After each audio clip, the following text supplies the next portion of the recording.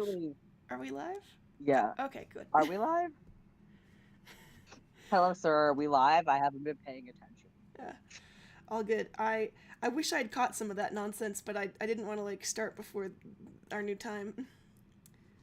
Aw. Um, So they didn't catch our nonsense of Carcat pretending to be Sullix and Sullix pretending to be Carcat. yep. Aw, a It's rough for shame. them. They shall never experience our beautiful warm-ups. I don't think we're live.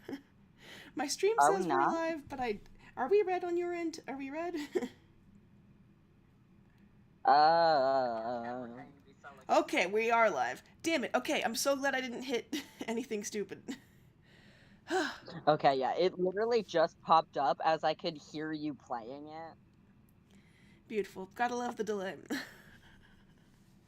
The delay. Everyone's favorite. Uh, but yeah, it's a shame that y'all don't get to hear our warm-ups because sometimes they're fucking hilarious. Other times it's us just like talking about our days Yeah. or being like, oh yeah, I got tea. Tea is so good.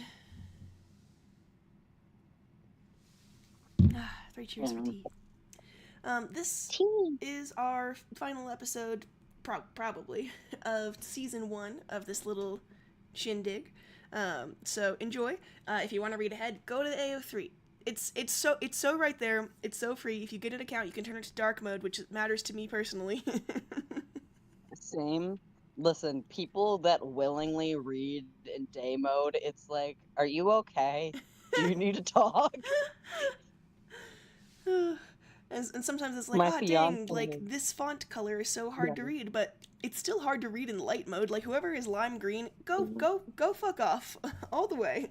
Get fuck all the way off. Oh Hmm. no, reading Dave's Broken Diamond Club in dark mode, it's like, David, I can't read what the fuck you're saying to me. Yeah, I gotta go back and forth. I had to highlight his text because then it was just blue with white. Oh my goodness. Yeah, whenever I have to swap back and forth between like when I'm reading Dave's Broken Diamond Club, especially if Farrell is there. Because it's like, Yeah. I don't feel like highlighting this entire thing on fucking mobile. Yeah. Mobile. I don't have Not that kind great of for patience, man. text.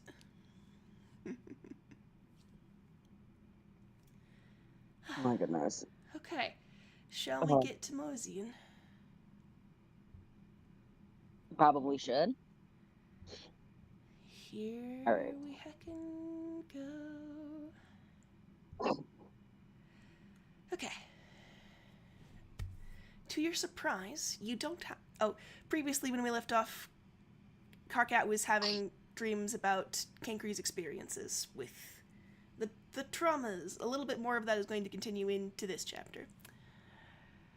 To your surprise, you don't have to go far at all. You'd budgeted far more time for looking for Karkat, but he's right outside. Karkat is sitting on the snow-white paving in the courtyard, and he appears to be practicing magic and referencing several books to do it. Where did you get those? You ask him. Huh? Karkat says without looking up. Don't say huh when I ask you a question. You reprimand him. Sorry, Aridin gave them to me. He wrote them out for himself. He wrote them out himself for me to study. Look, Karkat says, and turns one to show you. You didn't know that Aridin was so inclined to magic as to write all of his ideas down, but at the very least, you approve of it. Still, you shouldn't procrastinate, even if this is interesting. You shouldn't waste time. Get on with it. Put those away. You tell him. Karkat hesitates for a second, but he thankfully does what you tell him without a fuss, for once, now of all times. If he'd acted like normal, then you'd have had to put him in his room as a punishment, but no. I have to teach you something. You tell him, and Karkat's face pulls an expression of distaste. Don't make that face. You snap. This is just how my face is. You made it. You made that face. It's the same face that you have. Karkat says back. You could put him in his room for that, but then you'd have to do this all over again. No, just... You put your hand into your chest and call for your weapon. For a second it doesn't come, but you focus and it appears in your palm. Hate this. One more time, that was soft. Oh, I'm sorry.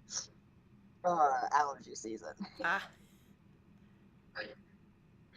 Replicate this, He says. You say, and shove it into Karkat's hands in a rush. Karkat looks the weapon over carefully, and you stand with your hands behind your back, your dominant hand opening and closing over and over. You probably feel strange to be unarmed when your weapon is out. Your teachers taught you very strongly that being unarmed when you are in a situation where weapons are out is... it's very bad. It tends to go very poorly indeed. Give it back, you say, and take it from Karkat. You don't feel much better for having it back. Karkat gets a thoughtful look on his face and then recreates the weapon with care, glancing from his to yours a few times to make sure that he has the details right. When he's satisfied, he holds it up to you. We will begin with basic form, you say. Form of what? He asks. Shut up. You snap, and Karkat looks at you in surprise. You school him through a few basic stances, and then you can stand it no longer. The waiting is too much. Clearly you're conscious of how ill-prepared Karkat is.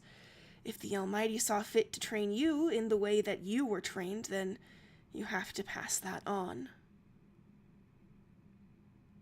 You need to learn to fight, you tell him. To fight what? Karkat asks. Anyone, humans, demons, even other angels if they are impure. You explain, your voice tight, and your grip on your own sickle is painful. With a wave of your hand, you sweep the courtyard clear, and training dummies pop up. They're blank and formless. That wasn't what you were going for, but do you really need... But why do I have to attack anyone at all? Wasn't the whole point of reasoning with people being empathetic and seeing things their way to avoid fighting people? Karkat asks, looking at you with wide eyes, horrified at the mere idea of fighting at all. He doesn't want to do this. You don't. It doesn't matter, though. Yes, but sometimes you have to. Sometimes you need to, because that's what you've been told to do. It's your duty, Karkat. So stop wasting your time and mine and prove to me that you can. You tell him, and you know that he needs to learn. It's not hard to replicate the opponents that your teachers created. They made so many, but these are the easiest ones. They don't attack. They don't even run. The ones that ran away were awful. They were serving their purpose. You need to train Karkat. You didn't need to make them look like real people. Karkat whispers and looks at you in horror. Anger flares hot inside you from somewhere that you refuse to place. Why shouldn't they? You need to be able to face the gravity of what you will have to do. Distancing you from the reality of the situation will only make this harder for you in the long run, or God forbid, make you fail when confronted with the reality of the situation. Karkat looks from you to the believably human dummies. They watch him right back in simulated fear. You hope it's simulated. Karkat starts to protest again, but you order him to... attack. Leaving him absolutely no room to defy you. They scream and bleed and beg, just like the ones your teachers made. It doesn't take long. After all, these ones don't run. You stand there stiffly as the last one twitches on the floor one final time. Karkat drops his sickle and scrambles back. Clean this up. You order him and leave. You go inside and shut the door, press your hands to the table, and wish you could scream like you used to sometimes. But no, you gave that unsightly volume problem away. You didn't touch anything out there, but you swear there's blood on you. You silence the room anyways, and scream. It's nowhere near enough, but you open your mouth again, and... You flail awake with a huge gasp of breath as the memory, it fades. You okay? Dave asks, his voice deep and rumbly from sleep. I'm fine, you say, and summon your sickle to your hand. Okay, that's a concerning thing to do after saying that you're fine. I'm awake. I'm concerned. Dave says, sitting up. You turn your sickle over in your hand and think about it. It feels like nothing much at all. It's your weapon. Nothing more. No, really, I'm fine. I think I remembered something, but it was nothing.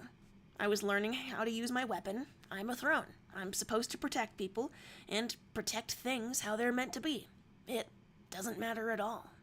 You tell him honestly, and you can feel anxiety deep inside of you that's not yours.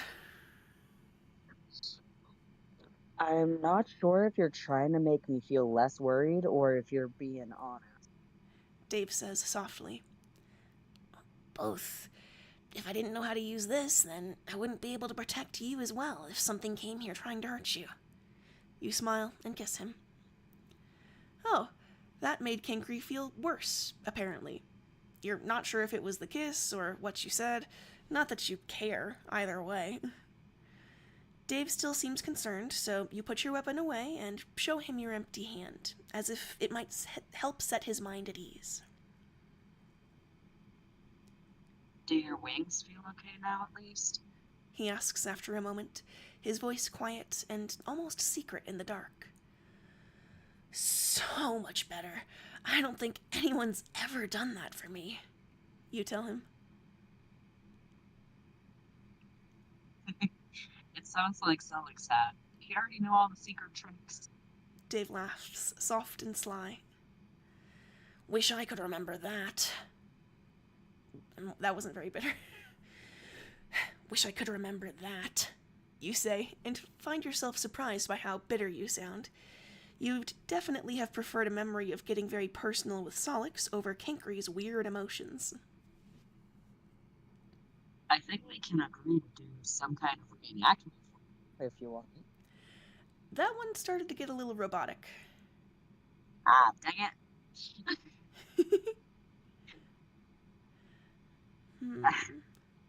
God damn it. I started laughing because, first time I said it kind of wow, almost like an innuendo. That's incredible. That's so staticky. Oh no. Am I less staticky now, or am I still staticky? You're less staticky now. Okay, so we're just taking Sydney sip. It's back. Hang on. Let's close out and come back again. Both end call, restart call. Maybe we should always do the Google thing. I don't remember if that was better audio quality or not. Okay, disconnect.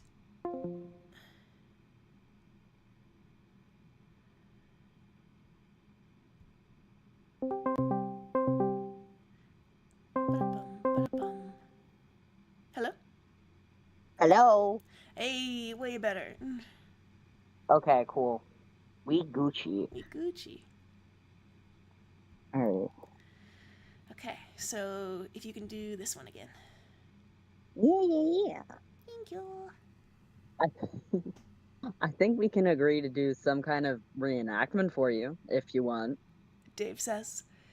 You do like the sound of that, but you're also aware of Dave's request from before, wanting to take things at a slow pace.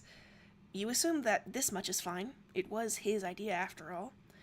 Still, you lean back on Sollex's beanbag bed again and cuddle up to Dave. He sighs happily and curls an arm around you. Sorry about your dream. Oh no. Did I make you yawn? Is contagious. I wonder if Carcat gets the yawn trigger, or if that's a human thing. That's a very good question. We gotta ask Unda. Like, hey, Unda, for science. Pressing questions about your angels. I have questions. Goodness. He yawns. The one snake is doing a diggy dig. She also keeps trying to like climb up the side of her enclosure. Like, honey, you are not arboreal. What are you doing? Anyone can be arboreal if they're willing to try. Cute. God damn it. And I fucking snort. That's how it goes. Oink, oink, and all Oink, motherfuckers. that. Oink, oink, motherfuckers. Don't worry about it, you tell him. You don't need to sleep, and you hadn't meant to do it before. Dave and Solix just relaxed you so much that you slipped into it somehow. The point is that you are wide awake even as Dave falls asleep again. After a while, you carefully get up and leave the room. You can't help but wonder where Solix is. He doesn't need to sleep either. Well, he can, like you, but there's no need. Finding him isn't hard. He's sat on the windowsill in the main room. He has the window closed behind him to keep the cold winter air outside. You pull the window open and lean out. Everything okay? Solix asks, looking around at you. Just looking for you, you say. Congratulations. Solix says flatly. Everything okay? You ask, parroting his question back at him. Not really. He admits. You make a curious noise, but keep quiet.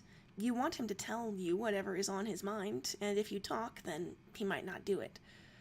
Solix sighs and rolls back inside, closing the window after him and muttering about you letting the heat out.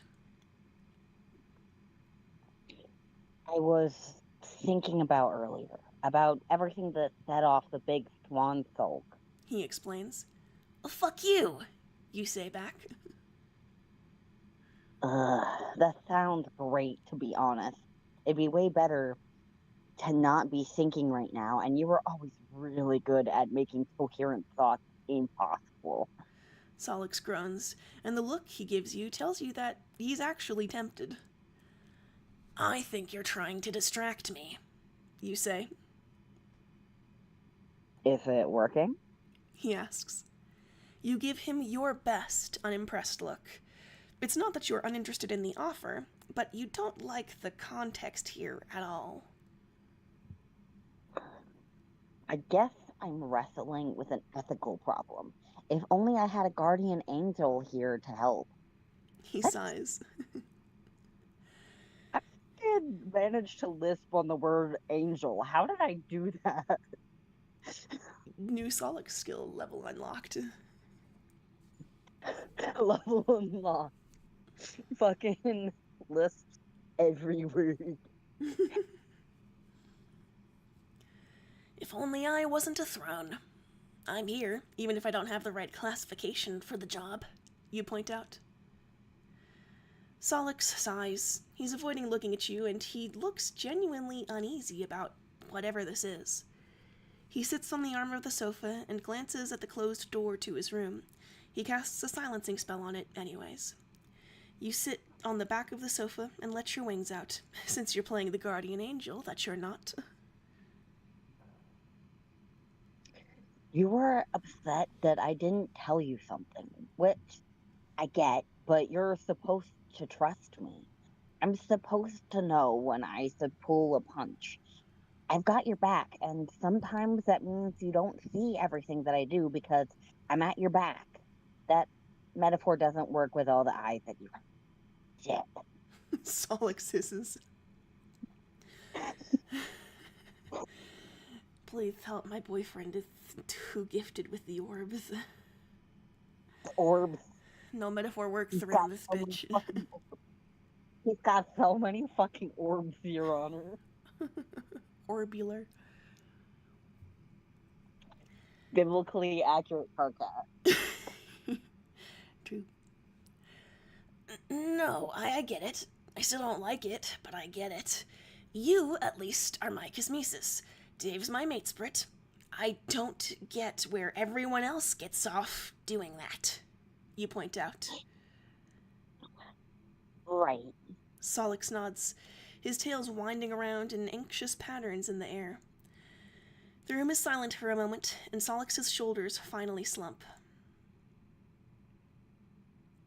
Don't vow. We still don't know what it could do to you, and I'm not making a deal for the same reason. Can you just promise and mean it as much? Can you promise that I can tell you something and you won't tell anyone else? He asks you, finally looking at you. Promise you what? You ask, a little uneasy about being led into signing away any more of your control. Solix said it's not a deal or a vow, but still. There's a secret. June knows it. Most demons know some of it. Roxy knows a little. I don't know what Terezi does and doesn't know. Fears are such bullshit. But it's really important, and I don't know how much danger we could all be in if you tell anyone. I didn't have to agonize about this before because I literally couldn't tell you. But now I'm up to my horns in an ethical dilemma, and you got pissed about us keeping one thing from you. If I didn't tell you about this, then I'd get you breaking up with me. But if you tell people, then it'd be quicker for you to just rip out my heart. You know? He says in a rush. Too soon, you say, and tap your chest. Shut up. You were made hundreds of Dip, dip. Wow, watch my tongue fuck up fucking lisping.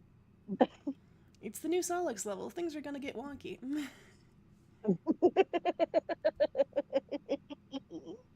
Why does that make me like so happy? Unlocked new Celix talent. Shut up. You were made hundreds of years ago. I don't care if it feels recent for you. You're just being an ass. He hisses at you. This may be true. You're not saying. Is this something dangerous? You ask before you agree. Solix hesitates, but eventually nods.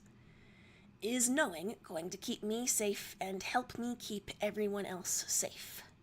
You continue. It's not like I need your help doing that. I've managed just fine all this time, but it might be good or helpful or whatever. He mumbles. You nod sagely, and then thump him with a wing, knocking him onto the seat of the sofa with a wheezed out Oof. on his part. Solix slumps against your legs and looks up at you. There's something about the quiet of the night around you, the glow in his eyes, the pose he's in.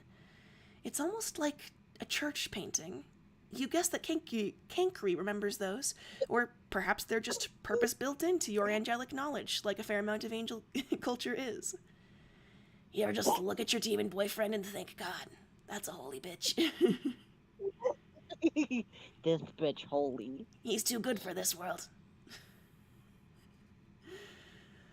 Cinnamon roll. You stretch your wings a little and touch his face ever so gently. What would this painting be called anyway? Sinful demon begs for angelic absolution? That's not exactly what's happening here. If it'll help, then tell me. I promise I'll keep your secret unless keeping it will suddenly stop helping it. Let me help, you urge him. Solix starts to talk. He tells you that you're not the only one who lost your memories. You knew that, of course, but you didn't know just how much everyone else got reset, too. The Antichrist? You repeat in disbelief and glance at the bedroom door, the one holding an innocently sleeping Dave. It's a shit deal. He never wanted it. Solix says miserably. You're his familiar. You groan as it clicks. You realize that the two kids you caught in Matuna's little vision must have been Dave and Solix. Right, but he's always been the best. He's always loved me. Solix says in a rush. Must be nice, you say without thinking. Your God loves you. The thought hurts. Ouch! Ouch! Emotional damage! Emotional damage. The thought hurts, right from the core of you all the way out, dripping blood as the idea rips you open. You've never, ever had that. Not as Karkat, not as Cankry.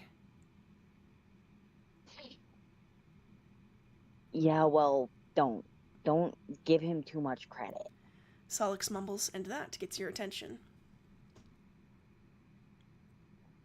Rose is a god too, or will be.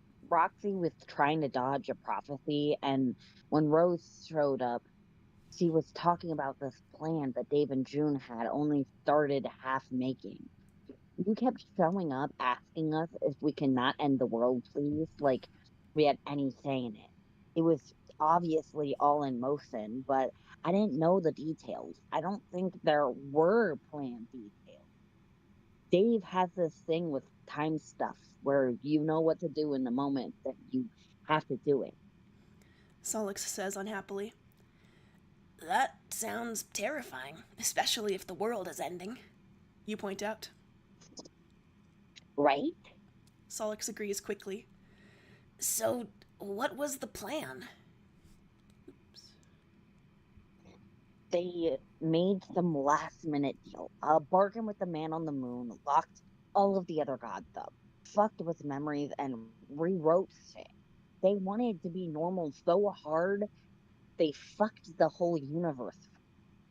Hell's frozen powering that spell.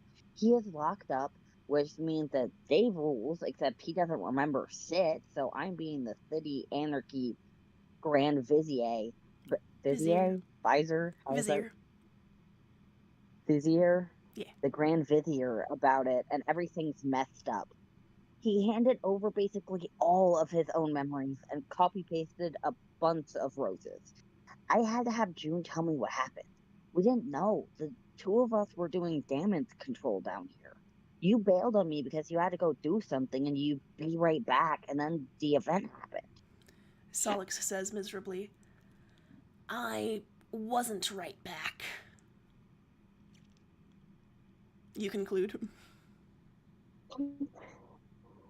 I didn't see you until we got here. June and Dave's whole normal life story involved college. A great place to meet you, I guess. I thought you were doing something or you'd been dragged back up to heaven. I wasn't gonna try anything dumb. I can't get up there. But bitch. Okay, I didn't go far. But the thank you. But the last thing I wanted to do was blow your cover. I know how dangerous things were with Cankry. Kinky. Kinky. Cankry. Sorry. Kinky. All of the cancers can be bebe in the right story. Not this one, but in the right story. Listen, one of these days I will be able to get past Cankry's name without giggling like a fucking child. Um, Why lose the childlike wonder? childlike wonder, yes. Listen, I'm 28, but I am just a big baby, Your Honor. Your Honor. Your Honor, I'm baby.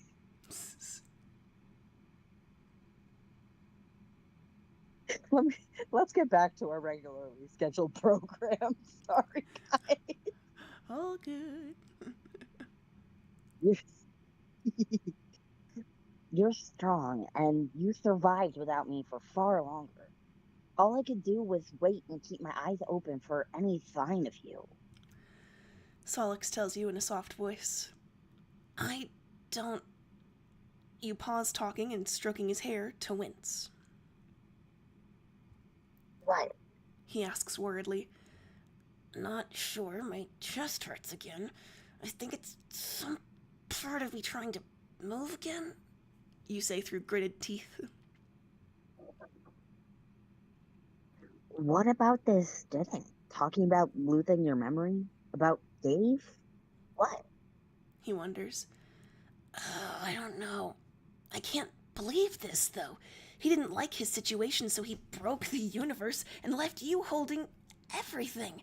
He forgot your whole life together, even if he remembered who you are. But I guess if he's a kind of god, then that checks out. You hiss, and the pain in your chest fades. It's not like that. Really. Solix tells you and smiles, all bittersweet. It looks like it, you retort. It's not. Never wanted any of this. He was so human. He was alone and scared. He made me, and then we were scared for each other all of the time. He went through so much. Much. And when we came up here, he loved this place. All these people and their lives.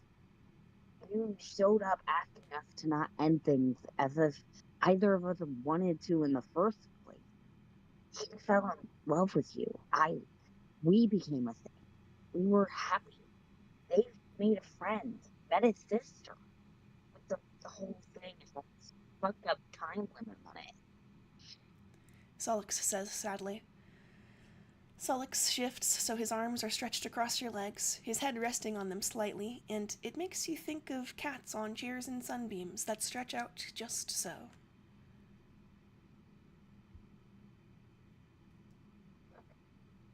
Now I gotta draw Solix as a cat. Yes! It'd be so cute. Be so cute. So cute. He never, oh, wrong voice. He never wanted to fight anyone, to end the world. None of it. He never got the chance to talk to me about it, but June told me, and I beat answers out of script as much as I could. I already know how it went, really. You offer Dave a chance to live, to save everyone's lives, to let people be happy, and all you have to do is break a plane of reality, take a bunch of memories, damn souls, and then gib, give me.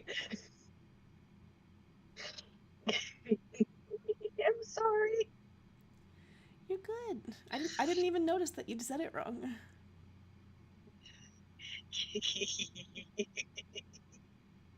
I know this. And give up your own memory. He trusted me to look after him when he forgot everything for us. Did it for me as much as for anyone else. It wasn't some horrible, violent thing. Solix tells you gently. It seems horrible and violent to me. You point out. This is a weird take from you. The guy who willingly sacrificed his life for anything. Are you really saying you wouldn't do the same thing to protect people? He challenges you. You falter. Well, of course you would. You wouldn't even think about it. You're not even sure why the idea would upset you, but it definitely was doing that. Yet, when you think about Dave making that choice, you feel sour about it. A feeling that vanishes the moment you consider that you'd do it too. Your thoughts on this are too fractured to work with. Either way, it's a messed up situation for everyone, but for Solix in particular. This happens to you a lot then, you say. What does? Solix asks, and you tap the side of your head as an explanation. Solix snorts a laugh and rolls his eyes. Yeah, if I had a nickel for every time someone I'm dating got horrible amnesia, and forgot me, then I'd have 3 nickels, which isn't a lot, and then infuriatingly, not even 2. That's how many times that's happened. Yes, you say uncertainly. My means are wasted on you. He tuts. Sure. Wait, you couldn't tell me before because there was a spell on me. You couldn't tell me because I didn't know. But you took all of that off when you brought me back, you say. Yeah, we were worried that anything interfering with your thoughts or your actions could make things worse. He agrees. Which is why you had me promise not to say. And I guess I'm not going to. I don't know enough to know what'll hurt someone. Well, I'm glad you told me at least. It must have been hard not being able to tell anyone before, to not tell me before, you say. Oh, I fucking hated it. Solix groans and presses his face into your legs and muffles the noise a little. You were right there and you didn't know me at all. Whoa, that's You too got me muffled. and That's too too muffled. Too muffled. You don't get to hear shit. No. I don't know if you heard that, but I said you don't get to hear shit. Yep. You were right there and you didn't know me at all. You got me and you didn't, and it was kind of hell. I missed you so much. Oh. Mm. Even when I was there? You ask. Solix looks up again and sighs tiredly before answering. I missed what we had. It was hard because you were still you, and whenever I got too comfortable with that, it'd be like things were until they weren't. You hated the person I was before, not the different version of me that showed up, you say, wondering where that leaves you. Solix sits straight up and stares you right in the eye, his expression absolutely serious. I hated you before. I hated you after 5 years. I hate you now. We could do this 100 times and you could be a little different each time, and it wouldn't change that. You're still you. There's no way of changing your memories or mine that means that you don't get under my skin and into my stupid heart in an embarrassingly short amount of time. You're car cat. That's all I need. Solix insists, and your heart is beating so hard in your chest that he must be able to hear it, surely. I'm cancer, after all, you say weakly. Solix gives you a sharp smile and gets up on his knees to lean into your space. Oh, your heart is really hammering. Maybe you're real aggressive. I guess I'm lovesick. He beams, clearly incredibly pleased with that line. Yes. As he should be. You had claws earlier to preen your wings, but they are now tearing through the fabric of the sofa. He loves you. You think you're going to die from this. What a hell of a way to die. Hell of a way to die.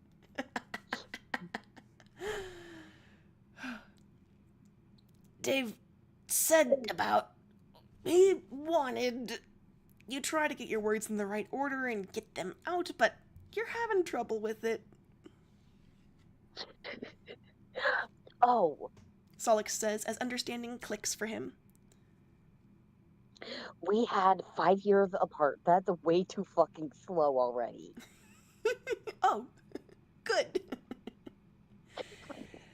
You kiss him, and any self-restraint you had is totally gone because this is Solix.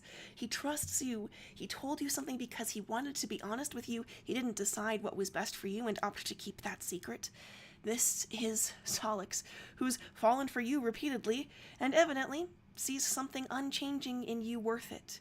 You don't even know who you are, but he does. Solix clumsily sets up all kinds of wards and alarms on the door and then teleports the pair of you back down to your room before things escalate too much in the main room of his shared dorm. He's clearly dealing with a lot, trying to protect Dave, who doesn't even understand what he is or how to defend himself. He's been keeping this secret from basically everyone for years. Maybe you are bad at romance because you hate him. You respect that kind of strength and he gets under your skin all of the time, but you pity him too for all of the pain that he's dealt with. You're very, very happy to have a way to show that kind of hard-to-voice thing. And it's nice that Solix is more than willing to give you the notes of what your past self figured out with him. What works, what you both like. That's great. And again, you do love being told information for a change, but you can't deal with Solix knowing everything. You're very willing to... Yeah, okay. You're very happy and on board with all of this. It's about the only thing you care about at the moment. And the rest of the night, for that matter. Cuties! Babies. Local angel. Local angel sleeps with demon. More at 11. More at 11. People rush to the news at 11 going, wait! He's playing! Wait! What? I was saying people would rush to that news thing. They'd be like, hang on. I would. Why does that make me think of just like the historical fucking statue that the church had commissioned, and the artist made Satan too fucking sexy, so they went and commissioned his brother, who made an even sexier demon?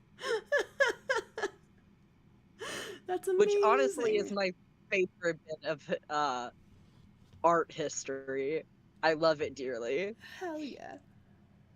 Like, oh, you didn't like my brothers? Well, have an even sexier Satan. Fuck you. Fuck you. The first one was a rough draft. Now we've basked him in hellfire, and he's ready to kill all your women with hot. And you're meant to. And honestly. you're meant to. It's not like Satan cares. Okay. Hey, Satan, do you care? Giggity.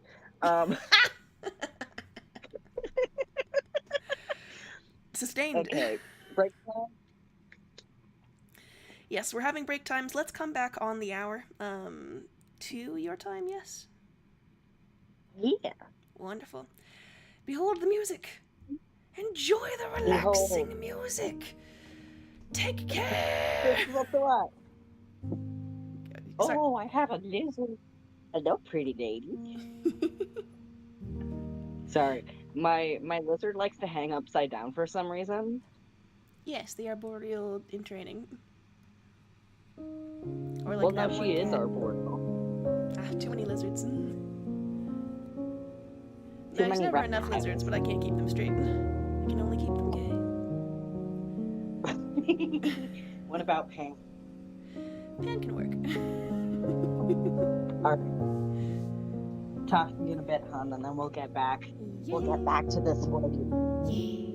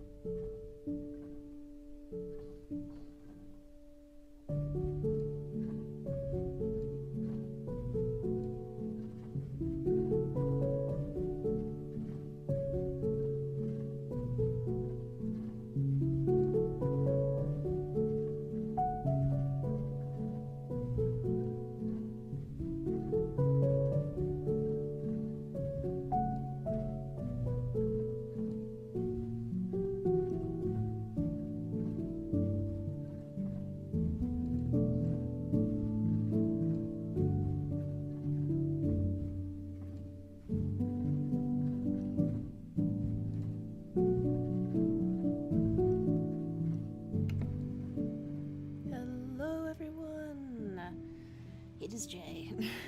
So, we actually are not feeling very well. We're gonna have to stop here for today. Gonna need to take care of ourselves. So we'll actually have our final episode when next we meet up, probably next weekend. So, we hope that you guys also take care of yourselves in the meanwhile. And, hey, this just extends more time you guys get to listen to stuff, so. And there's, I'll mention this next weekend as well, but there is someone else in the Goose server who's going to start doing great works on Your Words Destroyed My Planet. I don't believe that's going to start up until, like, mid-August at the earliest, but once it has started up, I shall include a link to it in this stream as well, since I'm mentioning it here, and also the final stream. And then you have even more stuff to listen to while we get our next, me and Satan get our next season ready. So, yeah, hope you guys all take care, have a great rest of your day, and I'm gonna continue saying words because the ending broadcast does not end when I think it will. Sometimes it cuts things off, so